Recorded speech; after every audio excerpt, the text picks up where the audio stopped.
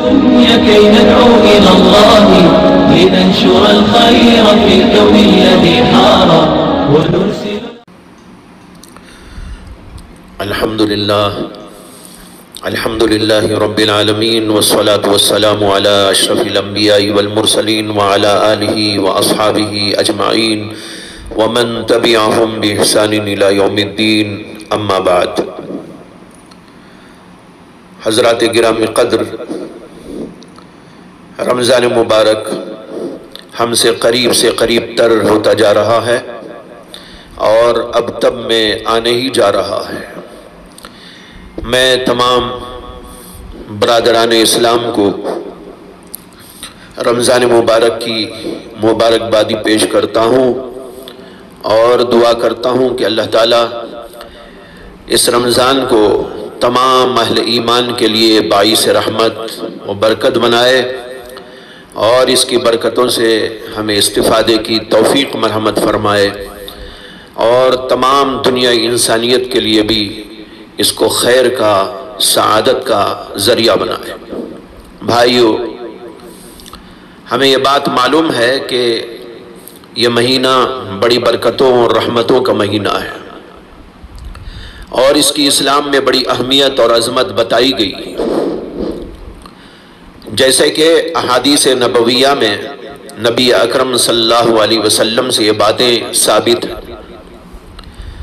حضرت ابو ہریرہ رضی اللہ تعالی عنہ سے ایک لمبی حدیث میں مروی ہے کہ اللہ کے رسول علیہ السلام نے ارشاد فرمایا: ما مر بالمسلمین شہر خیر لہم منہ. مسلمانوں پر کوئی مہینہ رمضان سے زیادہ بہتر نہیں گزرا. معلوم ہوا کہ رمضان تمام مہینوں میں سب سے زیادہ افضل اور خیریت والا مہینہ ہے. ایک حدیث میں یہاں تک فرمایا اللہ کے نبی علیہ السلام نے: لو یعلم العباد ما فی رمضان لتمنت امتی ان یکون رمضان السنۃ کلہا. فرمایا کہ اگر بندوں کو پتہ چل جائے کہ رمضان میں کیا خیر اور خوبی اور برکت رکھی ہوئی ہے تو میری امت اس بات کی تمنا کرے گی کہ رمضان تو پورا سال رہے. مگر چونکہ یہ فضائل اور یہ خوبیاں اور یہ کمالات اور برکات ہمارے علم میں نہیں ہیں، اس لیے ہم پورے سال کے بجائے ایک ہی مہینے پر اکتفا کر لیتے. اگر کوئی آدمی اس حدیث میں غور کرے تو اسے اندازہ ہوگا کہ اس کے اندر بے شمار خوبیاں اور بے شمار کمالات اور برکات رکھے ہوئے ہیں. لہذا رمضان مبارک کو بڑے اہتمام کے ساتھ اللہ کی عبادتوں اور نیکیوں اور اس کی رضا جوئیوں میں گزارنے کی ضرورت ہے. ہمارے اسلاف نے جب رمضان کی اہمیت کو سمجھ لیا اور اس کی برکات کا مشاہدہ کر لیا تھا تو ان کا حال یہ تھا کہ روایات میں آتا ہے کہ حضرات سلف صالحین رمضان سے 6 ماہ پہلے ہی سے اللہ سے دعائیں کرنا شروع کر دیتے تھے کہ اے اللہ ہمیں رمضان عطا فرما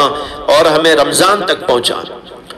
اور جب رمضان کا مہینہ آ جاتا تو دعائیں کرتے کہ اے اللہ ہمیں رمضان میں صحیح طور پر عبادت کرنے اور اس میں مجاہدہ کرنے کی توفیق مرحمت فرما. اور جب رمضان مبارک رخصت ہو جاتا، چلا جاتا، تو باقی سال اللہ سے یہ دعائیں کرتے رہتے کہ اے اللہ ہمارے رمضان کو قبول فرما، اس کی عبادتوں کو قبول فرما، ہمارے روزوں کو، تراویح کو قبول فرما. یہ تھا حضرات سلف صالحین کا طرز. محترم حضرات، اب غور کیجئے کہ رمضان مبارک میں اللہ تبارک و تعالی نے کیا فضائل و برکات رکھے. رمضان کے فضائل میں سے ایک فضیلت حدیث کے اندر یہ بیان کی گئی: اذا جاء رمضان فتحت ابواب الجنہ وغلقت ابواب النار وصفدت الشیاطین. رمضان جب آتا ہے تو جنت کے دروازے کھول دیے جاتے ہیں، دوزخ کے دروازے بند کر دیے جاتے ہیں اور شیاطین کو بھی بند کر دیا جاتا ہے. علماء لکھتے ہیں کہ جنت کے دروازے کھول دینے سے اشارہ ہے اللہ کی رحمتوں کے دروازے کھول دیے جانے کی طرف. بعض روایات میں اس حدیث کے اندر ابواب الرحمہ کے الفاظ بھی آئے، کیونکہ جنت اللہ کی رحمت کی مظہر ہے، اس لیے بعض جگہ پر جنت کا ذکر آیا اور بعض جگہ پر رحمت کا ذکر آیا۔ اور دوزخ کے دروازے بند کر دیے جانے سے اشارہ ہے اس بات کی جانب کہ اللہ تعالیٰ اپنا غضب اور ناراضی بندوں سے اٹھا لیتے ہیں۔ اور اس حدیث کے اندر جو یہ آیا ہے کہ شیاطین کو بند کر دیا جاتا ہے، شیاطین کو بند کر دینے کا اندازہ ہم اس سے لگا سکتے ہیں کہ رمضان آتے ہی بہت سارے گنہگار بندے اللہ کی جناب میں آ جاتے ہیں، مسجدوں کی طرف لپکتے ہیں، عبادتوں کی طرف لپکتے ہیں، روزے رکھتے ہیں، نمازیں پڑھنے لگتے ہیں، ذکر کرنے لگتے ہیں، تلاوت کا اہتمام کرنے لگتے ہیں، گناہوں سے باز آ جاتے ہیں، شرابی باز آ جاتا ہے، زناکار باز آ جاتا ہے، اور مختلف قسم کے گنہگار اپنے گناہوں سے توبہ کر کر کے اللہ کی جناب کے اندر آ جاتے ہیں اور اللہ کے سامنے عاجزی اور انکساری کرتے ہیں، روتے اور گڑ گڑاتے ہیں۔ یہ جو گنہگار بندے گناہ چھوڑ کر اللہ کے دربار میں آ جاتے ہیں، یہ در حقیقت شیاطین کو بند کر دینے اور ان کے اثرات اور رسوخ کو بند کر دینے کی وجہ سے ہوتا ہے۔ رمضان مبارک کی ایک فضیلت یہ بیان کی گئی ہے، ایک حدیث میں آتا ہے کہ اللہ کے نبی علیہ السلام نے ارشاد فرمایا کہ رمضان مبارک کے لیے پورے سال جنت کو سجایا جاتا ہے، یعنی روز روز اس کی سجاوٹ ہوتی رہتی ہے، یہاں تک کہ رمضان مبارک کا مہینہ آتا ہے تو پورے طور پر اس کو سجا کر رکھ دیا جاتا ہے۔ معلوم ہوا کہ رمضان کی ایک بڑی فضیلت یہ بھی ہے۔ ایک فضیلت حدیثوں میں یہ آئی ہے، حضرت ابو سعید خدری رضی اللہ تعالی عنہ فرماتے ہیں کہ رسول اکرم صلی اللہ علیہ وسلم نے فرمایا، بلا شبہ اللہ تعالیٰ کی جانب سے رمضان میں ہر رات اور دن میں جہنم سے قیدیوں کو آزاد کیا جاتا ہے، یعنی جو جہنمی ہے جن کے اوپر جہنم کو لکھ دیا گیا ہے، اللہ تبارک و تعالی رمضان مبارک کی برکت سے ان کو جہنم سے آزادی کا فرمانہ عطا کرتے ہیں۔ اور فرمایا کہ ہر مسلمان کے حق میں ہر دن اور رات میں ایک دعا ضرور قبول ہوتی ہے۔ کتنی بڑی عظیم فضیلت ہے کہ ہر مومن کی ایک نہ ایک دعا ہر روز قبول ہوتی ہے۔ ایک فضیلت یہ بیان کی گئی، حضرت سلمان فارسی کے ایک حدیث میں آتا ہے کہ اللہ کے رسول صلی اللہ علیہ وسلم نے فرمایا کہ جو شخص اس مہینے میں نفل عبادت کر کے اللہ کا قرب حاصل کرنا چاہتا ہے، وہ اس شخص کے مانند ہے جو اور دنوں میں فرض ادا کرے۔ جو اس مہینے میں ایک فرض ادا کرے وہ اس آدمی کی طرح ہوگا جیسے دوسرے دنوں کے اندر کوئی 70 فرض ادا کرے۔ بھائیوں اور بہنوں، ان حدیث سے معلوم ہوا کہ رمضان مبارک میں جنت کے دروازے کھول دیے جاتے ہیں، دوزخ کے دروازے بند کر دیے جاتے ہیں، شیاطین کو بند کر دیا جاتا ہے، جنت کو سجایا جاتا ہے، اعمال کا اجر و ثواب بڑھا دیا جاتا ہے، نفل کا فرض کے برابر اور فرض کا 70 فرضوں کے برابر، اور ہر مومن کی ایک دعا دن اور رات میں ضرور قبول کی جاتی ہے، جہنمیوں کو دوزخ سے آزادی عطا کی جاتی ہے۔ یہ سارے فضائل ہیں رمضان مبارک کے، مگر یہ فضیلت کس کو ملے گی؟ یہ اس کو ملے گی جو رمضان کی قدر کرے گا، رمضان کو صحیح طور پر گزارے گا اور اس کو نیکیوں اور اعمال صالحہ سے معمور رکھے گا۔ اسی لیے حدیثوں میں یہ بھی آتا ہے کہ جو رمضان میں اس کی برکتوں سے محروم رہ گیا وہ واقعی بڑا محروم ہے۔ ایک حدیث ہے حضرت عبادہ ابن الصامت رضی اللہ تعالی عنہ سے، انہوں نے کہا کہ ایک مرتبہ جب رمضان آ چکا تھا، رسول اکرم صلی اللہ علیہ وسلم نے فرمایا رمضان کا مہینہ آ چکا ہے جو بڑی برکتوں والا مہینہ ہے، جس میں اللہ تبارک و تعالی تمہیں اپنی رحمت سے ڈھانپ لیتے ہیں، تم پر رحمت نازل فرماتے ہیں، تمہاری خطاؤں کو معاف کرتے ہیں اور تمہاری دعاؤں کو قبول کرتے ہیں اور تمہارے تنافس کو دیکھتے ہیں، یعنی ایک دوسرے سے نیکیوں میں بڑھنے کا اور ریس کرنے کا جو سلسلہ ہوتا ہے اللہ اس کو دیکھتے ہیں اور ملائکہ پر فخر فرماتے ہیں۔ پھر آپ نے فرمایا کہ تم اللہ تعالیٰ کو نیکیاں دکھاؤ اور اس میں ریس کرو، بدنصیب ہے وہ شخص جو اس مہینے میں بھی اللہ کی رحمت سے محروم رہ جائے۔ اس حدیث میں تنافس کا مطلب یہ ہے کہ لوگ آپس میں ایک دوسرے سے نیکی کے اندر آگے بڑھنے کی کوشش کریں، ریس کریں۔ اگر ہم اپنے ایک ساتھی کو دیکھیں کہ وہ بڑی عبادت میں لگا ہے، ذکر اذکار میں لگا ہے، تلاوت میں لگا ہے، نوافل کی پابندی میں لگا ہے، تو ہم کو بھی کوشش کرنا چاہیے کہ ہم بھی اسی طرح عبادت کریں اور نیکیوں میں آگے بڑھتے چلے جائیں۔ اس کا رسول اکرم صلی اللہ علیہ وسلم نے حکم دیا کہ رمضان میں نیکیوں میں ریس کرو۔ اس سے معلوم ہوا کہ رمضان کی برکتوں سے وہی فائدہ اٹھا سکتا ہے جو نیکیوں میں دلچسپی لیتا ہے، ورنہ محروم رہ جاتا ہے۔ اسی لیے اخیر حدیث کے اندر فرمایا کہ وہ آدمی بڑا بدنصیب ہے جو اس ماہ میں بھی اللہ کی رحمت سے محروم رہ جائے۔ بھائیوں اور بہنوں، اب رمضان شروع ہی ہونے جا رہا ہے، تو ہم سب کو اس بات کا عہد کرنا چاہیے کہ ہم رمضان کو ضائع نہیں کریں گے اور رمضان کی رحمتوں سے محروم نہیں رہیں گے، بلکہ اب تو لاک ڈاؤن کی وجہ سے اللہ تعالیٰ نے بڑا ہی خوب موقع دے دیا ہے کہ ہم اس رمضان مبارک کو خوب نیکیوں اور اعمال صالحہ سے معمور کریں۔ شاید اس سے پہلے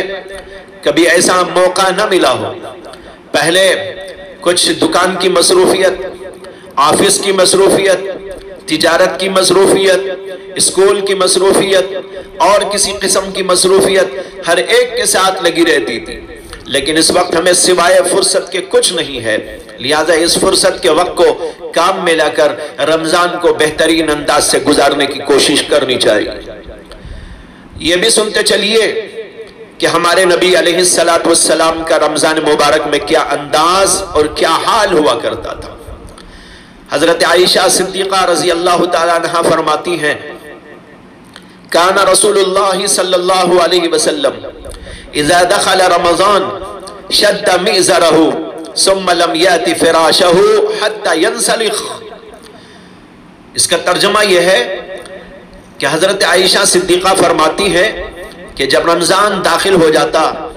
تو اللہ کے رسول علیہ السلام اپنی ازار کو کس کر باندھ لیتے۔ مطلب یہ ہے کہ خوب اچھی طرح عبادت کے لیے تیار ہو جاتے، پھر جب تک رمضان گزر نہ جاتا آپ بستر پر تشریف نہ لاتے تھے۔ حضرت عائشہ ہی سے ایک اور حدیث یوں مروی ہے کہ انہوں نے فرمایا، اذا دخل رمضان تغیر لونہ وکثرت صلاتہ وابتہل فی الدعاء واشفق منہ۔ جب رمضان آتا رسول اکرم صلی اللہ علیہ وسلم کا رنگ بدل جاتا اور آپ کی نماز زیادہ ہو جاتی اور آپ دعا میں گڑ گڑانے لگتے اور رمضان کی حرص کیا کرتے تھے۔ لہٰذا ہمیں بھی رمضان کے لیے خود کو تیار کر لینا چاہیے اور اس میں ہمیں چند باتوں کا اہتمام کرنا چاہیے۔ سب سے پہلے تو روزے کا اہتمام، کیونکہ وہ تو ہر عاقل بالغ اور صحت مند انسان کے اوپر فرض کر دیا گیا ہے۔ اللہ نے قرآن میں فرمایا، یا ایھا الذین آمنوا کتب علیکم الصیام کما کتب علی الذین من قبلکم لعلکم تتقون۔ لہذا کوئی ایسا نہ ہو جو بلا وجہ روزہ چھوڑ دے۔ بلا وجہ روزے کو چھوڑ دینا سخت ترین گناہ کی بات ہے۔ دوسرے، نماز تراویح کا اہتمام کہ 20 رکعت تراویح پڑھا کرے۔ اب مساجد میں تو صرف چند لوگ اور مخصوص لوگ پڑھیں گے، باقی لوگ اپنے اپنے گھروں میں تراویح پڑھنے کا اہتمام کریں، اور اگر کوئی حافظ موجود ہے تو حافظ کے ساتھ پورا قرآن کریم سنیں، یہ بھی ایک سنت ہے۔ اور اگر کسی کو حافظ میسر نہ ہوا، ان کے گھروں کے اندر حافظ کوئی موجود نہیں ہے،